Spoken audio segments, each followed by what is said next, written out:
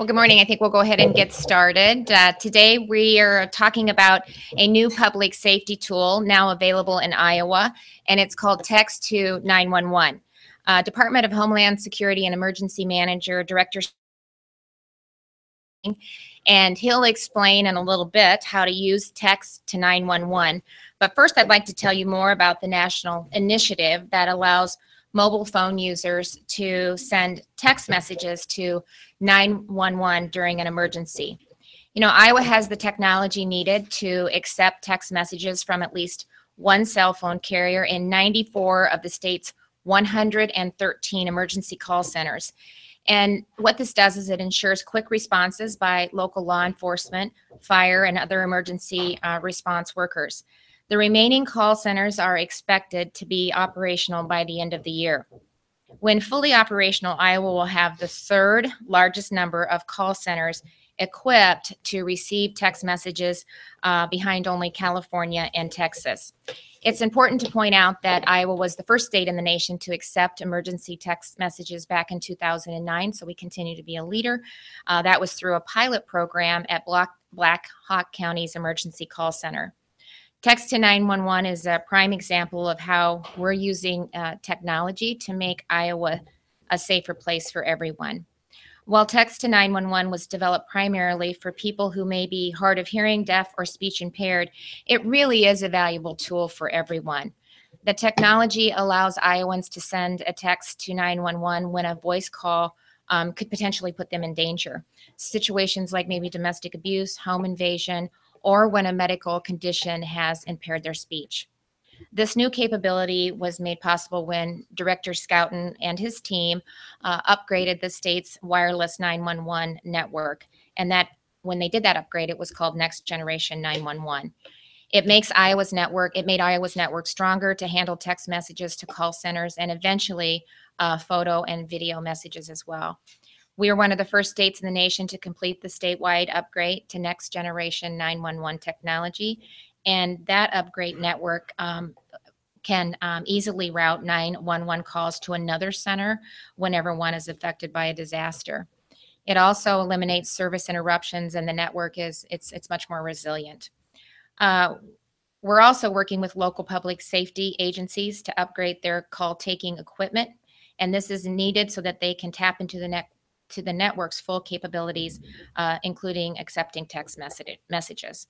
What's important for Iowans to know that Text to 911 provides them with an instant way to connect with officials in an emergency. So, of course, I want to commend Director Scouten and all of the state employees who have worked on this project because their efforts really takes another step in making Iowa a safe and better place to live. And now I turn it over to Lieutenant Governor Gregg, who will give you a few more details. Thank you, Governor, and good morning. Even though Text to 911 isn't available everywhere in the state yet, we felt it was important to get the word out now. Text to 911 has the potential to get help quickly to people in emergency situations or life-threatening situations. 6 wireless carriers currently provide their customers the ability to text to 911 or will in the near future. They are Verizon, AT&T, iWireless, Sprint, T-Mobile, and US Cellular. In some areas of the state, not all cell service carriers have the necessary technology in place, but they're working to make this service available as soon as possible. Residents in counties currently accepting text messages to 911 can check with their carrier to find out about availability in their area. It's important to emphasize that while Text to 911 is an important tool, it's always best to call rather than text if you can. That's because a text may take longer to get through to a dispatcher, could get out of order, or may not be received by the dispatch center. To text 911, someone must type a message and send it over the network before the dispatcher at the call center reads the text and sends a response. It may take more time for the person initiating the text to provide essential information to the dispatcher, such as location and nature of the emergency. So while Text to 911 is a great option to have available, with a call to 911, the exchange of information is much faster, and caller information is usually available automatically. So a call is generally preferable. And now I'd like to invite Director Scouten to the podium, and he'll explain how to actually use Text to 911.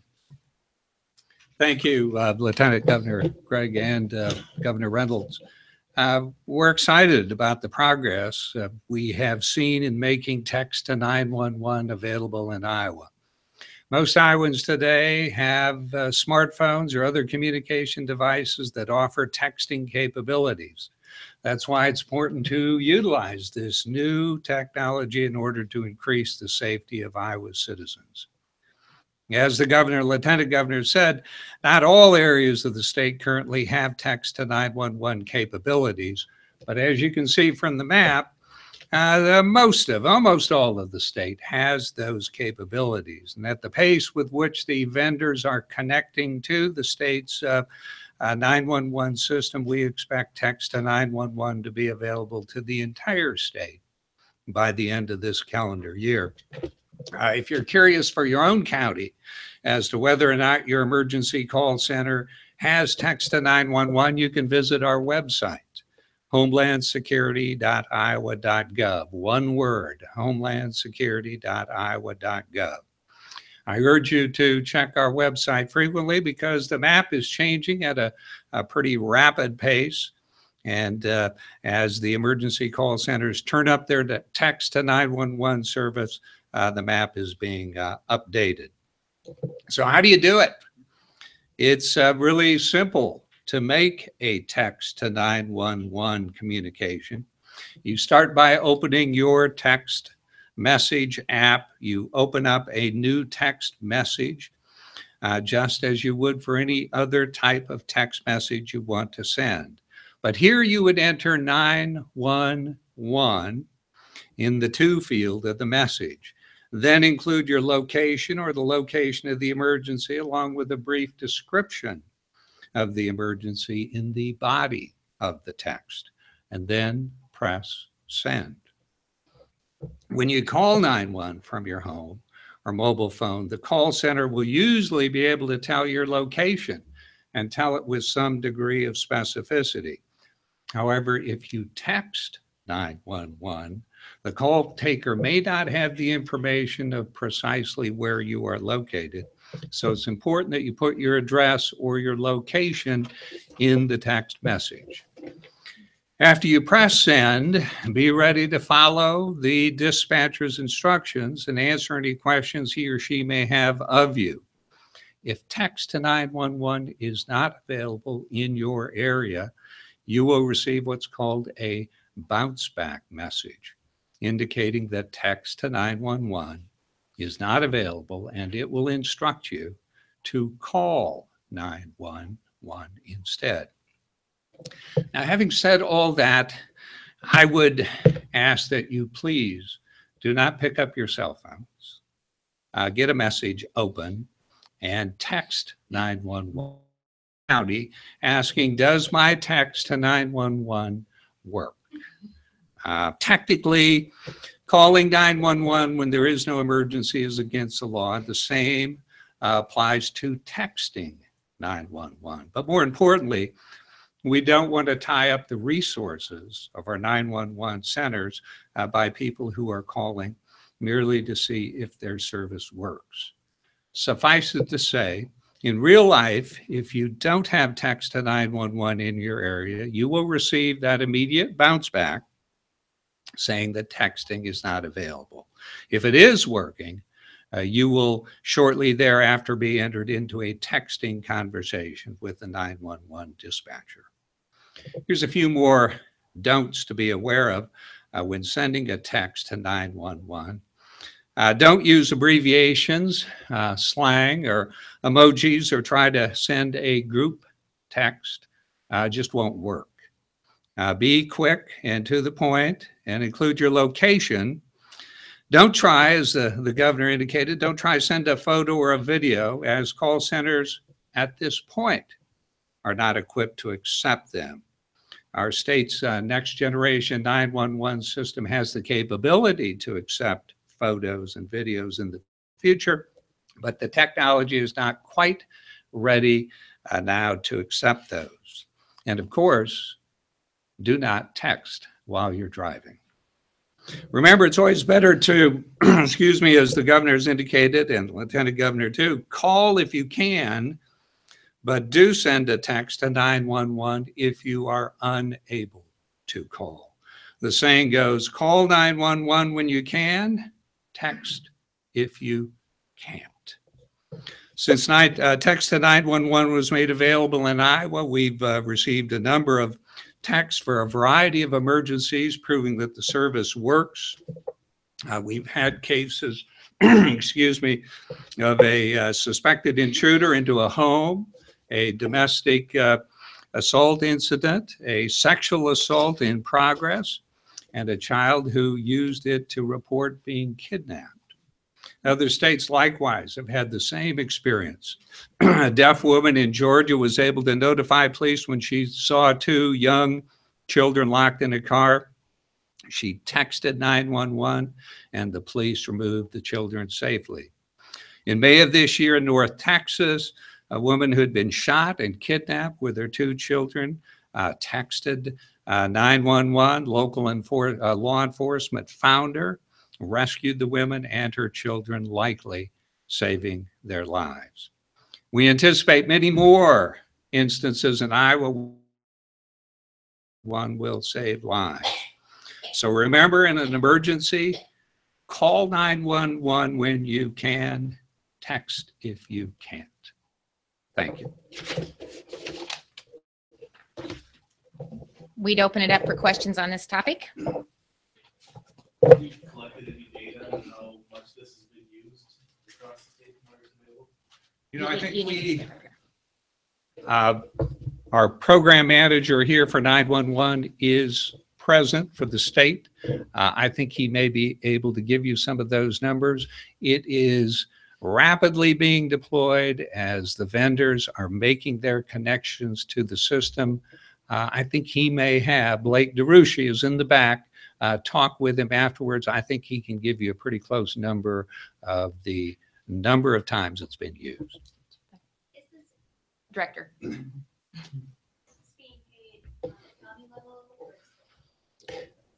It's paid out of the surcharge, the wireless surcharge that we all make. If you look at your cell phone bill each month, you pay $1 in wireless surcharge. That goes into a 911 fund, and that fund is used to pay the counties, the local emergency call taking centers, to make connections with their equipment through vendors they have hired to connect to the state system. So it's paid out. Any idea how long? You said it takes a little bit longer than if you just call 911. Can you just explain that process? Somebody sees the text. Yep. A little bit of latency. Yeah, good question. A little bit of latency there. And you know, if you've had experience texting, sometimes texts go through immediately, SMS text. Other times they take longer. I think our experience has shown if you receive the bounce back message, you're going to get it right away. If you haven't received the bounce back saying your area does not have text to 911, please call, then I would wait because that latency could be causing the message to take a longer route as opposed to a shorter route to the emergency call center. What's the future of being able to find your location? I think every app on my phone should tell me. Yeah. Absolutely. Yeah. And it is a little unusual that 911 on landline calls, absolutely, location is certain. On wireless calls from your cell phone, location is pretty certain. Text right now, it's a matter of getting the texting capability going. So I think in the future, along with that text will go an indication from your phone where you are at. The system is not yet there. And so we would remind everyone, since location is such an important thing, if you are texting to 911, do set out your location. If you're calling, the dispatcher is probably looking at a screen, looking at a GIS map saying, I think that's where the person is calling from. A very important feature of next generation 911. Oh, it's been rolling out since that time. It's It was in 9. rolled out. Was that 2009? Yeah. Yes, for Blackhawk County. They were pioneers. They were pioneers with it. It has rolled out increasingly once the next generation 911 system was adopted here in Iowa. And it was one of those features when you have an IP, an Internet Protocol based 911 system, you can add these type of features quite easily. And so once that was done 2.5 years ago, then text to 911 really blossomed and exploded to the extent now I think by the end of the year we'll have all PSAPs involved. Thank you. Yep. So today, what you're announcing, is there a milestone or a marker that's? I think having, perhaps having the number of counties we have being third in the United States with the actual penetration for text to 911. And even more importantly, the milestone is we're making Iowans safer. We're giving them another tool that they can use in an emergency to help protect themselves and obtain emergency help.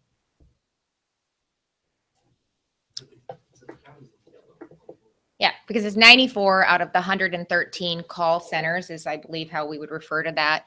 Those are the counties that where it's currently available. But I think it's important to note that the rest of them are moving to become, to be able to offer that same service. So by the end of the year, I think you indicated we anticipate most counties are indicating that they will be on board too. So it's just to help raise awareness, to let people know that this is another option to keep our community safe. And as the director said, I think we can be proud that we're being proactive, we're utilizing technology, we're being aggressive.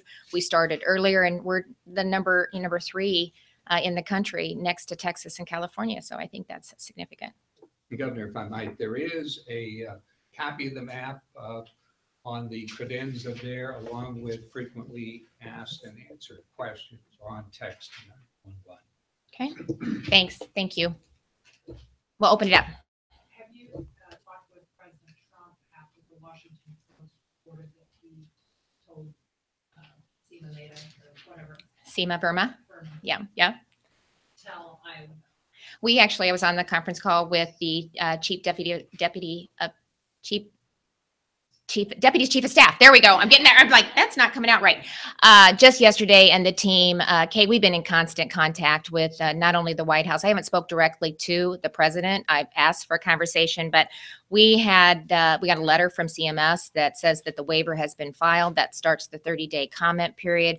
That's a significant step in the right direction. We were actually on the phone yesterday. My team was with SEMA Burma talking about the stopgap proposal and where we're at and what we need to do.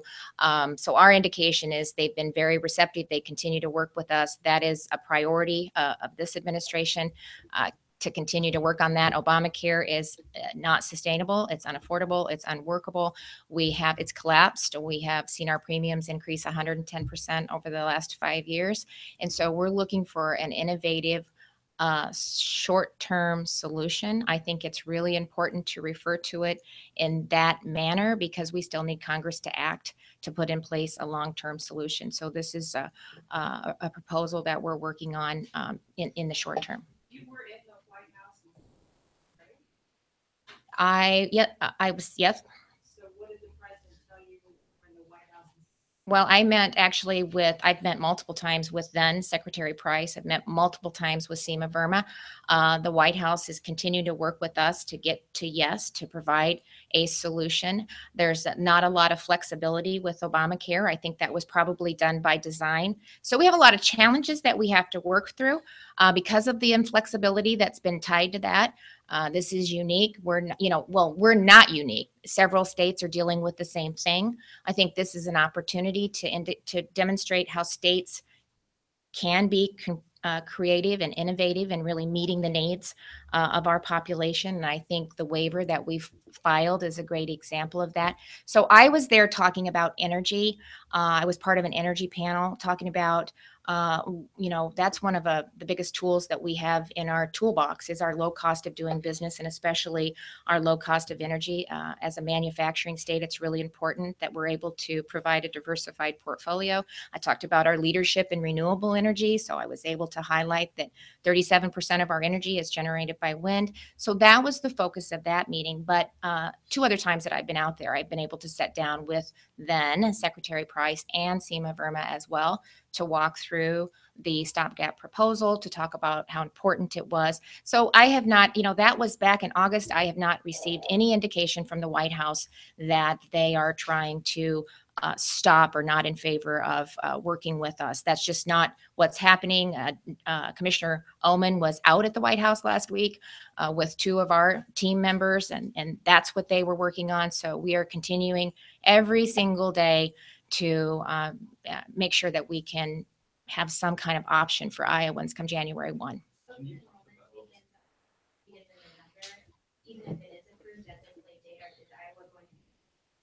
Well, I think we have a history of being able to deliver. We've done that before. We're working in the background, making sure that we can execute.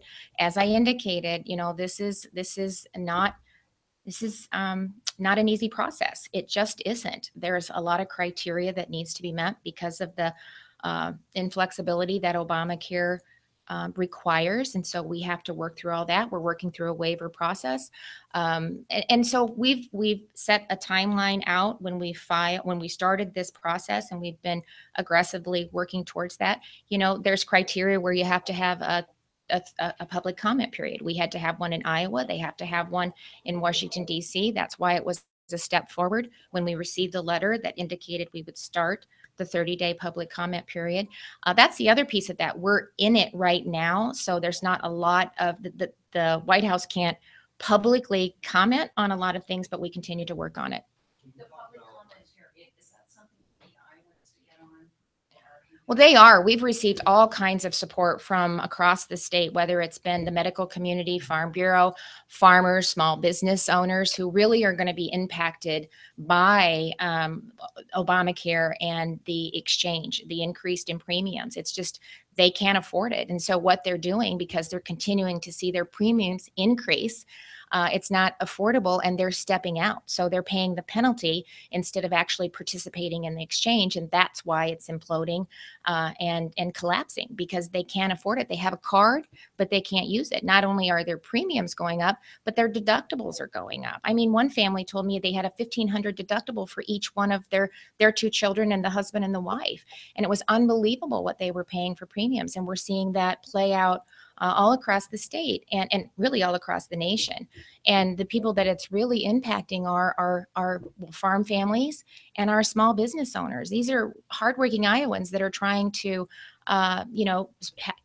sustain a business, to grow a business. And they're hiring Iowans and trying to contribute to the economy. And we're really putting additional pressure on them by having them have to operate in a system that's not working. Given the quick turnaround, if this is approved in that period after the federal public comment period, what kind of resources is the state going to be putting into outreach to ensure that these 72,000 individuals know that there might be a change in the ACA and how they interact with the ACA plan? Well, we will work collectively as a state. So I'm sure right now the Commissioner Ullman's office will help get the information out. We'll help get the information out. We can utilize Farm Bureau to get the information out. Wellmark, if they're a piece of this. I mean, so there'll be a plan in place to help people. They know, they're looking every day. They're calling our office. They're saying, what am I going to do? I'm not going to have access. So believe me, they know that they're being impacted because they've lived it every single day. And so they're, The 72,000 people know that there's this change. I think a big, I think many of them do. I mean, we're talking about it all the time. You're talking about it. So I think they do have some idea, and we'll work to make sure that they understand the process and what they need to do. That's just part of rolling out the plan. I mean, that's a piece of it. If you get the waiver, you're going to use a state website for these 72,000. Yeah. Are you confident that it can handle that volume? Oh yeah, I am. And plus, okay, it'll be a whole host of things. It can't be just one way that we're going to identify that. There will be a lot of different ways that we can help with the outreach. I'm curious what you think about Treasurer Fitzgerald's letter recently about that we should move forward as a state, that we need to rethink the use of the transfer. Have you were you in communication with the Attorney General's office about that? Well, we have been, but first of all, as I indicated last week at the press conference, you know, I have a executive council meeting every single Monday or each week, typically, and Treasurer Fitzgerald sits directly to my left, and so he had an opportunity to talk to me about that, to raise his concerns, and that's what's wrong today. We don't communicate, we don't talk, we tend to let politics get involved in everything. So we believe we followed the intent of the law. We transferred the 13 million. The books are closed. And I also indicated, as did I think some of the other representatives that had weighed in on that, that if the it probably does need to be clarified, and the legislature will have an opportunity to do that this next legislative session. So I believe we followed the intent of the law. There's been some changes to the Revenue Estimating Conference and how often they meet. But we believe we followed the intent, and we're hopeful that the legislature can address that next session. I'm going to go back to the stopgap. To get the White House to yes, Mhm. it's a matter of you just selling it, or at this point, you all have to mess with, alter the original plan to get them to sign off? Well, it's just working through the details of the plan. And I mean, I can't go into every one of the details, but it's working through the waiver that has been filed and just making sure that we're meeting all of the expectations of the waiver. And so we want to make sure that we're all on the same page. We want to make sure that we're doing the best that we can to be within the intent of the waiver process. And so there's just a lot of things that are a lot of intricacy that's involved in really working through the process. And we're talking with, I mean, so that means the provider, that means CMS, that means the White House, that means our office. I mean, it's not easy, but you know, it wasn't designed to be easy. So we just need to continue to look at it. I'm really, really proud of my team, the Commissioner Doug Oman and Wellmark, for sitting down and coming up with a very innovative and creative solution that really will, I think, help reduce premiums compared to where they're going with Obamacare. It's not perfect, but I think it goes a long way in making sure that we can reduce the premiums, make sure that Iowans have access to coverage, and that we can take a step forward in making it affordable for especially farmers and small business owners, single moms. So, you know, it's really, it's creative, it's innovative. I believe it's a step in the right direction. And I'm just hoping that, you know, we got a lot of people out there that don't want Obamacare to go away. And so they're looking for every opportunity that they have to slow down any innovative or creative policy that these states can put in place to really address the situation what they're dealing with.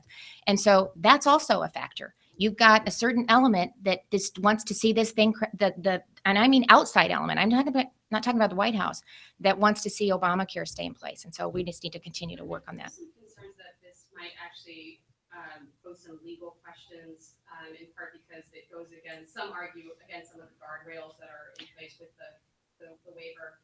I mean, should we risk that, the possibility that this thing would then not be implemented, and we as a state we might be spending more money on legal challenges? Well, we're taking a look at all of that, you know, but I mean, there are lawsuits all the time with people that don't agree with what you're doing. So that's part of what we're doing every single day to make sure that we're fitting in this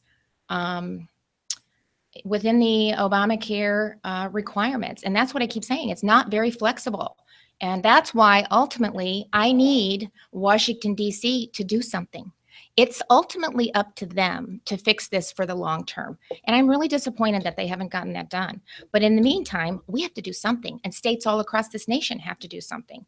And that's what we're working on. So we're trying to put a program in place that will help Iowans in the short term, that meets a lot of criteria, but can start to reduce some of the premiums, that can make sure that they have access to healthcare, that can somewhat stabilize the market so that we can continue to hopefully work with Washington, D.C. and they can get something done. Governor, what steps is the administration taking to prepare the CHIP program, given Congress didn't extend funding, and have you figured out when those funds may run out here? Well, I mean, we're continuing to evaluate that, and that'll be part of the program that we put forward when we get the revenue estimating conference. Our figures that we will build our budget from, we'll be taking a look at all of that as we move forward. County mayor of Des Moines last night called Des Moines an inclusive and compassionate city. What do you say to the people who are criticizing him today for not going far enough and saying that Des Moines is a sanctuary city? Well, I'm not going to, people can say and do what they want to say. We are an inclusive and welcoming city. I think Iowa is known for that. I don't believe that we should be a sanctuary city. It's against the law. I don't agree with that, but there are ways to still be a welcoming and opening community, and we are constantly looking for ways in which we can do that. Thank you. Thank you.